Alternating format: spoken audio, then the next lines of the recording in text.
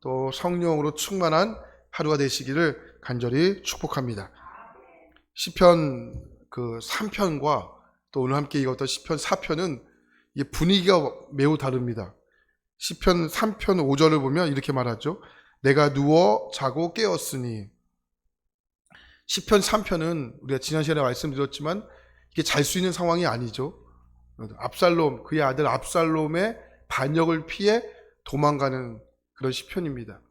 근데 아들에게 반역을 당해 도망을 간다.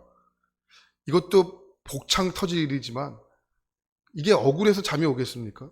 그죠? 잠잘 수 있는 상황이 거의 끝난 상황이죠. 근데 다윗이 누워서 잤다 이렇게 표현하죠. 그러니까 이게 믿음인 것 같아요.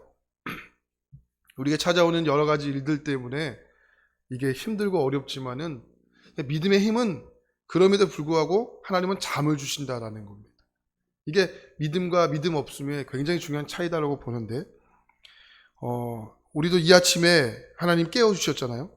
그러니까 깨워주셔서 오늘도 우리 하루를 시작할 수 있는 것이죠. 그래서 하나님께서 우리에게 아침을 깨워주셨을 때 가장 먼저 해야 할 일은 이게 일어나서 가장 먼저 해야 할 일은 하나님께 기도하는 거예요. 뭐라고 기도할까? 하나님 깨워주셔서 감사합니다. 오늘 하루도 어떻게 살아가야 할까요? 하나님께서 기뻐하시는 일, 하나님께서 원하시는 일을 선택하고 결정할 수 있도록 붙잡아 주십시오. 그러니까 우리가 이 아침에 우리가 가장 먼저 해야 할 일인 것이죠.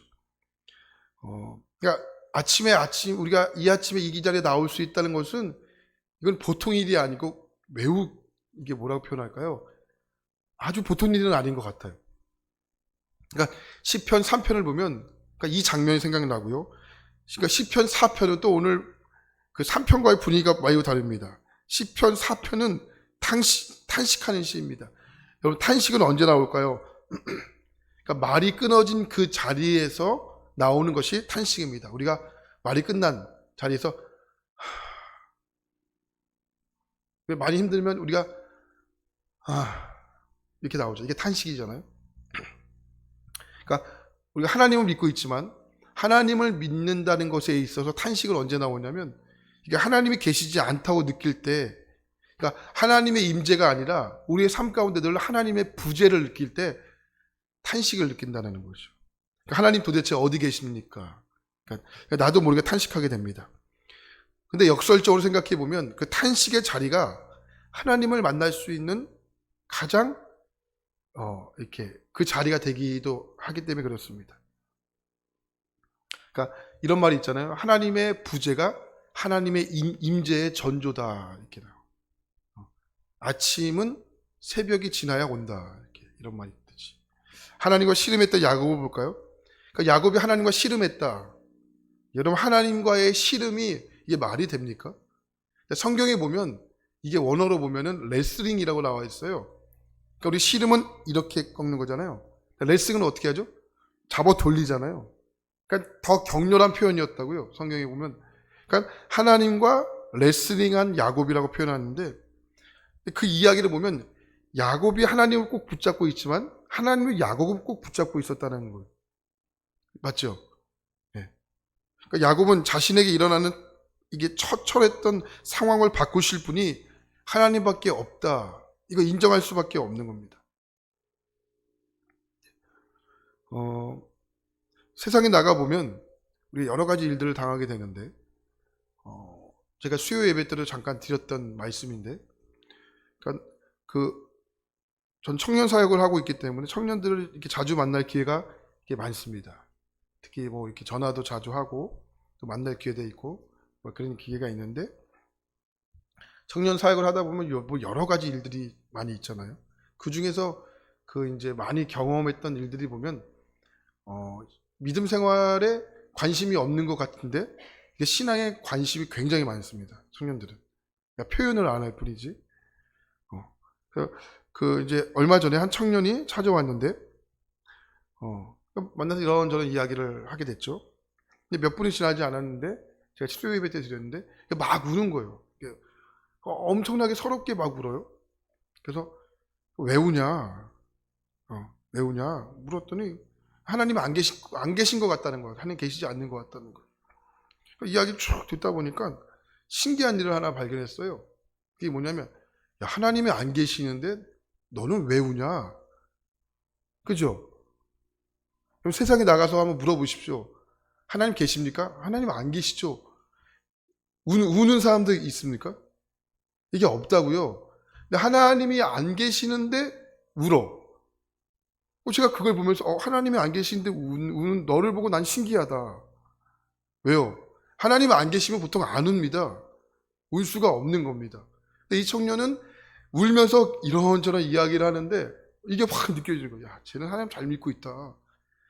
본인은 잘 믿고 있는데 본인은 안 계신 것 같다고 말하는 이 상황들. 제가 그때 야, 너 하나님 잘 믿고 있으니까 쓸데없는 생각하지 말고 빨리 가. 이렇게 해서 보냈어요. 근데 교회를 나올까요? 안 나올까요? 잘 나와요. 네, 잘 나와요. 그러니까 하나님이 꽉 붙잡고 있다는 생각이 드는 거예요, 제가. 야곱처럼. 근데 본인만 모르는 경우가 상당히 많습니다. 그러니까 하나님을 우리가 신뢰하기 때문에 그래서 하나님께 떼를 쓰고 탄식하고 하나님 앞에서 절망하는 이유가 하나님이 안 계시면 우리가 그럴 이유가 전혀 없습니다. 그러니까 하나님이 계시기 때문에 그래도 하나님 앞에 힘들어도 나오고 탄식하고 절망하고 우는 이유가 하나님이 계시다는 것을 우리가 믿기 때문에 나오는 거죠. 이렇게 하나님의 부재를 깊이 경험하면서 제가 안 계시다는 표현 안 했어요. 부재라고 표현했습니다. 부재를 깊이 경험하면서 나오는 것이 이게 탄식입니다. 근데 반대로 하나님의 현존을 경험했을 때 나오는 것은 또 감사와 찬양이죠. 그래서 시편을 보면 150편의 시편 중에 감사의 시, 또 찬양의 시도 많지만 탄식의 시가 전반적으로 이렇게 이루어지는 것이 바로 시편입니다. 그러니까 시편 4편을 보면 처음에는 탄식으로 시작했다가 후반에 갈수록 분위기가 바뀌죠. 4절 말씀 보면 너희는 떨며 범죄하지 말지어다. 자리에 누워 심중에 말하고 잠잠할지어다. 그러니까 무엇인가 불안해 보이죠. 그런데 8절을 보십시오. 내가 평안히 눕고 자기도 하리니 나를 안전히 살게 하시는 이는 오직 여호와이시니이다. 이렇게 고백하죠. 평안히 눕고 잔다. 나를 안전히 살리신다. 그러니까 분위기가 반전이 되죠. 그러니까 우리가 시편의 4편을 탄식의 시로 구분하고 있지만 또 하나님에 대한 신뢰의 시기도 한다라는 겁니다. 자, 오늘 말씀 1절을 볼까요? 자, 1절을 보겠습니다. 시작. 내 의의 하나님이여 내가 부를 때에 응답하소서. 곤란 중에 나를 너그럽게 하셨사오니 내게 은혜를 베푸사 나의 기도를 들으소서. 자, 여러분들은 하나님을 어떻게 시작하십니까? 여러분 기도하실 때 하나님에 대한 고백이 다 다르시죠. 제가 지난 토요일에도 말씀드렸지만 욥은 여호와라고 하나님은 자신을 표현했죠. 여호와는 뭡니까? 하나님은 약속을 이루신다. 약속을 이루신다. 그래서 모든 문제가 하나님의 테두리 안에 있다라고 말씀드렸습니다. 하나님은 분명히 약속하시니까. 성경은 하나님의 약속이기 때문에 이 약속을 누가 이루시는 거예요? 하나님이 이루시다. 부르시져라. 응답하겠다. 그래서 우리가 부르짖는 거잖아요. 말씀하셨기 때문에. 그러니까 각자의 하나님에 대한 고백이 다 다릅니다. 근데 1절 말씀에 시인은 뭐라고 고백하면 내 의의 하나님 이렇게 고백하죠. 그러니까 하나님이 의롭다라는 거예요. 하나님 의롭다. 이 고백을 통해 알 수 있는 것이 뭐냐면 오늘 4편의 시인이 부당한 일을 당한 거예요, 지금. 부당한 일을 당한다. 그런데 그 부당한 일을 겪고 있으면서 하나님 내 스스로는 그 일을 풀 수 있는 능력이 없구나. 이것을 깨닫는 겁니다. 그래서 탄식하는 거예요. 그래서 뭐라고 고백합니까? 내가 하나님을 지금 부릅니다. 그러니 응답하십시오. 이렇게 고백합니다. 세상에 누구에게도 부르질 수 없는 겁니다. 그래서 하나님이 이 자신의 무지함을 밝혀달라고 하나님께 부르짖는 겁니다. 그런데 이렇게 힘든 중에서도 하나님에게만 부르짖을 수 있는 이유가 무엇입니까? 지금까지 하나님께서 내가 이런 상황에 놓여 있을 때마다 도우셨다라는 거예요. 도우셨다라는 겁니다. 그 2절에 시인이 뭐라고 고백합니까? 인생들아 이렇게 말하죠. 인생들아. 한번 생각해 보십시오.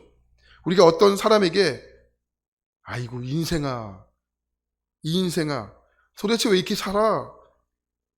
말할 때 아이고 인생아 이런 말들을 하죠. 근데 여기서 인생이라는 말은 그런 뜻이 아니에요. 아이고 인생아 이렇게 이런 말이 아니고 히브리어로 베네 이쉬라는 단어인데 이 말은 뭐냐면 주로 힘이 있거나 영향력을 행사할 수 있는 권력자를 표현하는 이 지칭입니다. 자, 힘 있는 사람이 힘 없는 사람을 억울하게 만들고 욕망을 수단으로 취급하지 않습니까? 이런 사람들을 가리켜 성경에서는 인생들아 이렇게 표현하는 거예요. 인생들아. 이런 사람들은 영광을 바꾸어 욕되게 한다고 표현하죠. 이때의 영광은 남에게 영향력을 행사할 수 있는 능력을 뜻하는 단어입니다. 그냥 어떤 사람은 가만히 있어도 주위를 따뜻하게 만들어주는 사람이 있지 않습니까? 저 여러분들이 그런 사람 되게 축복합니다.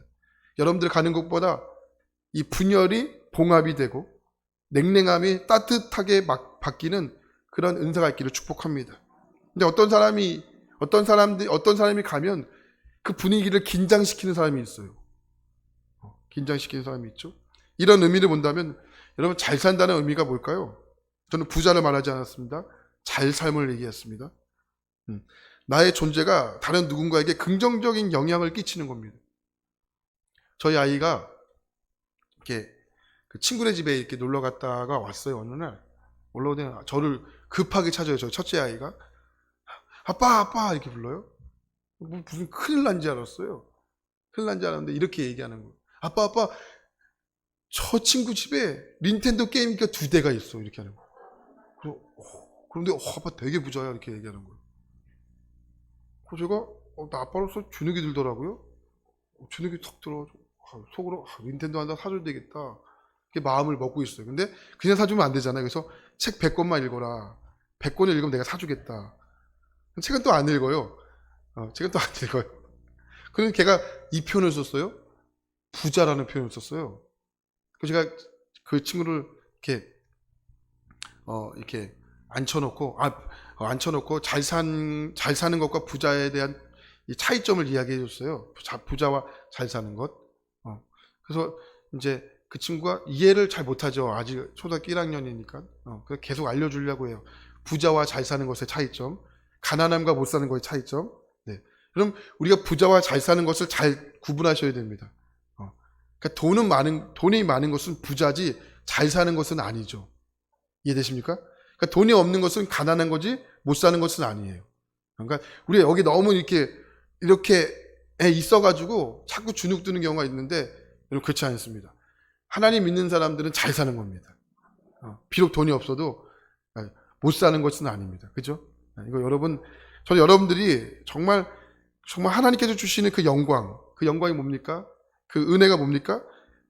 잘 사는 것은 뭡니까? 여러분이 가는 곳마다 그 주위를 따뜻하게 하는 겁니다. 행복하게 하는 겁니다. 이게 하나님께서 우리에게 주시는 그리스도인들의 자부심입니다.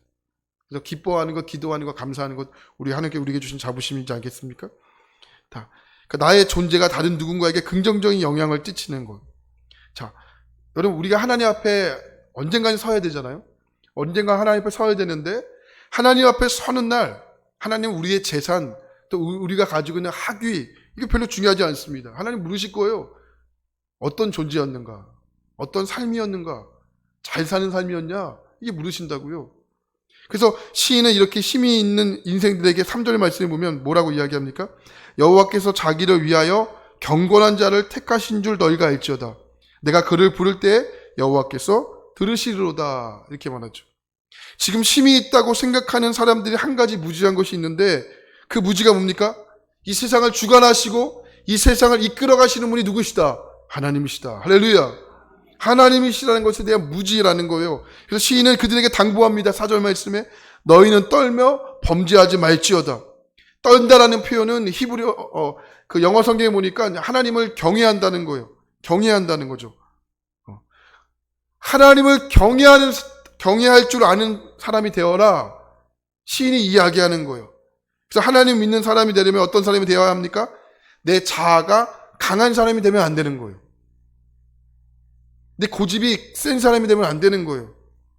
그래서 예수 그리스도를 잘 믿는 사람 가운데 자아가 너무 강화된 사람이 너무 많습니다.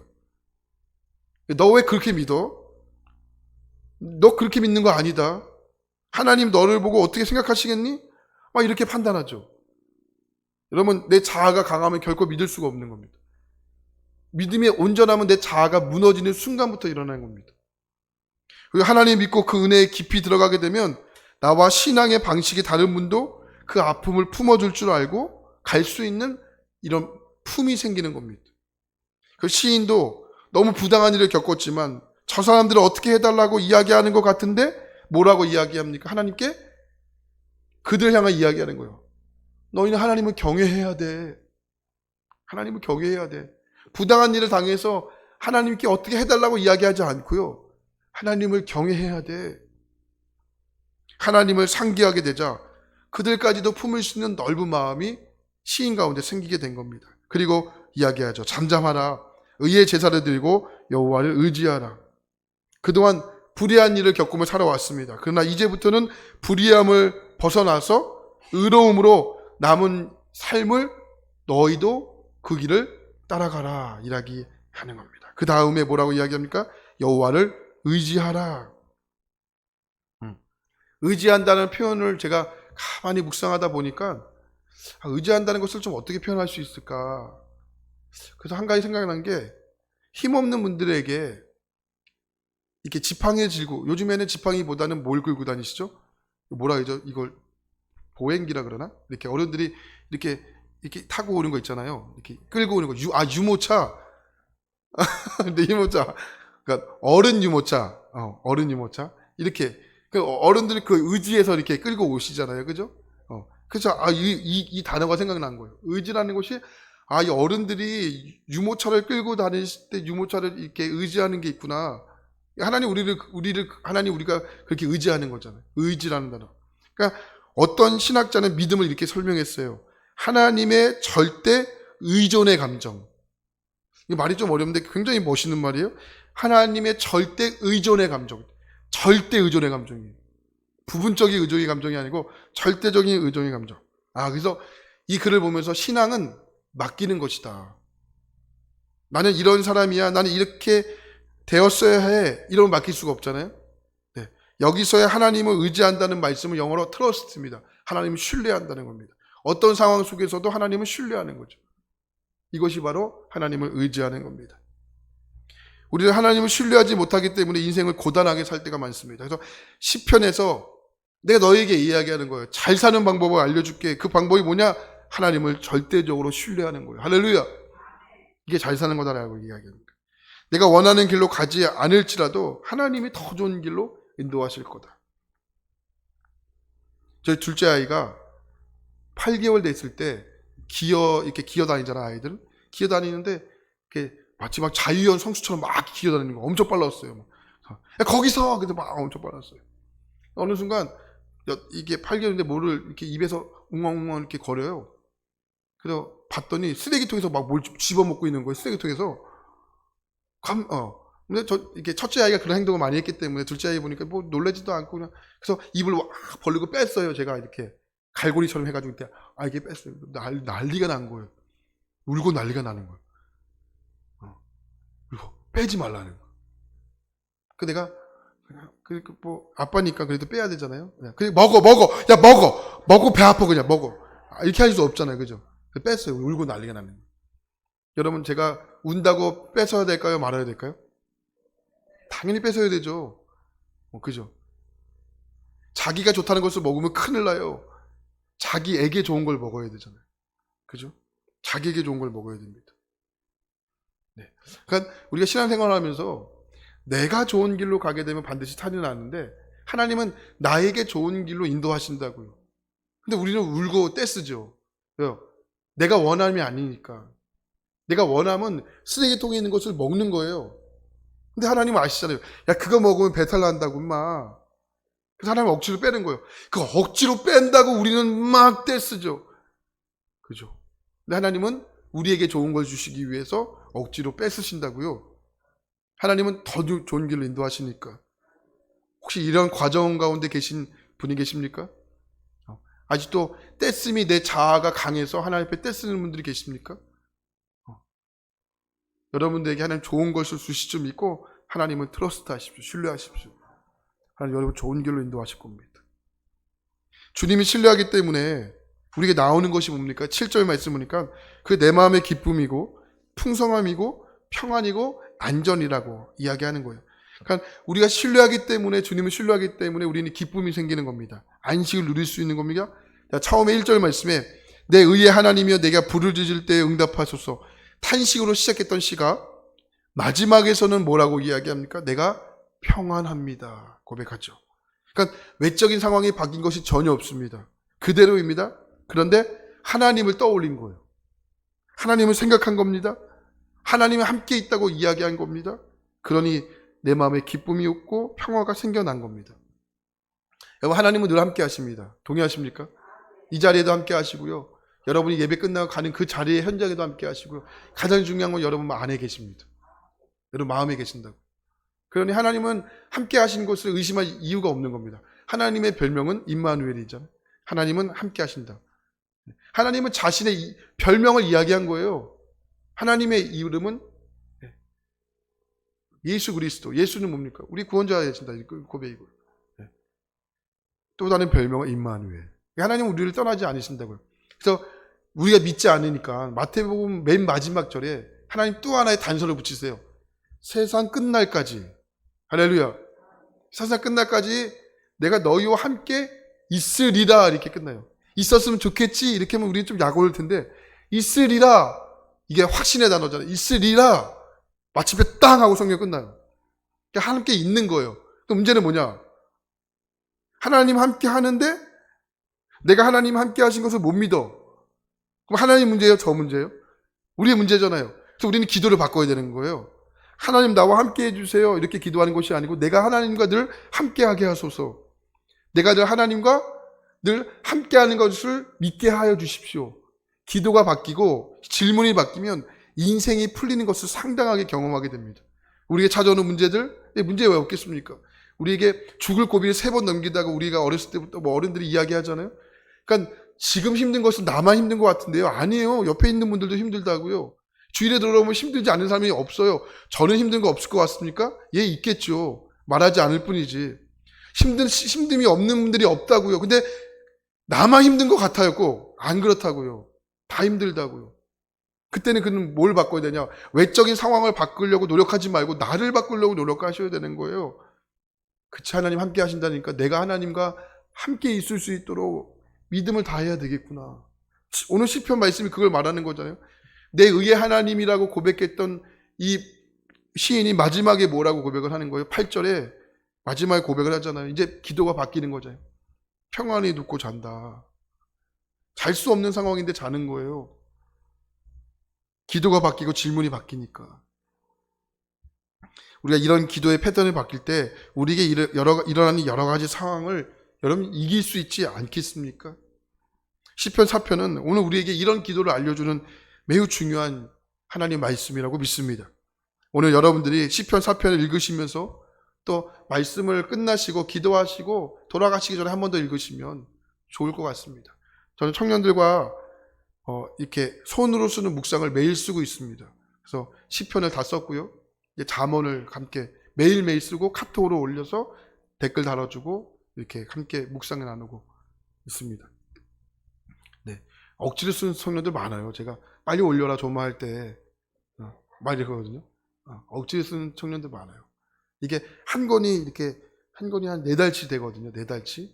매일매일 한 20절 정도 되는 성경. 이 20절 되는 성경도 매일매일 쓰는 게 이게 쉽지 않더라고요. 쉽지 않은데 이렇게 청년이 잘 따라와요. 근데 그러면서 꼭 처음에 이렇게 글을 남기고 이렇게 처음에 목사님 쓰기 싫었는데 쓰고 나니까 너무 좋아요. 이렇게 이야기하는 친구들이 많더라고요. 맞아요. 우리가 예배도 마찬가지고 기도도 마찬가지고 은혜라는 게 마찬가지예요. 뭐 수련회도 마찬가지고 다 마찬가지인데 처음에는 오기 싫은데 하고 나면 이게 좋잖아요. 그죠? 운동도 우리가 처음에 억지로 억지로 하기 싫은데 하고 나면 괜히 왔어 막 이러시는 분들도 있고 시원하고 좋다 막 이렇게 하잖아요. 씻는 것도 마찬가지예요. 그러니까 은혜도 마찬가지인 것 같습니다. 사단이요 가지 못하도록 늘 방해합니다. 왜? 좋은 거니까. 여러분 그것 뚫고 나왔을 때 하나님께서 주시는 기쁨과 은혜가 충만하다고요. 네. 여러분 그것을 만끽하면서 여러분 어려운 일 당할 때 하나님 나를 어떻게 쓰시려고 어떤 거 주시려고 이런 어려움의 고난의 터널을 길게 하시나. 여러분 기대함을 가지고 물론 지금 어려움 당하신 분들에게 제가 건방지게 말할 수는 없겠지만 성경 그것을 우리 늘 끊임없이 이야기하는 겁니다. 그래서 오늘 말씀 끝나고 기도하고 이제 다 돌아가실 텐데 한 번 더 시편 4편을 읽으시고 한번 그 은혜를 여러분 하루 동안 이 말씀을 붙잡고 승리 안에 저와 여러분 되시기를 주님의 이름으로 축복합니다. 기도하겠습니다.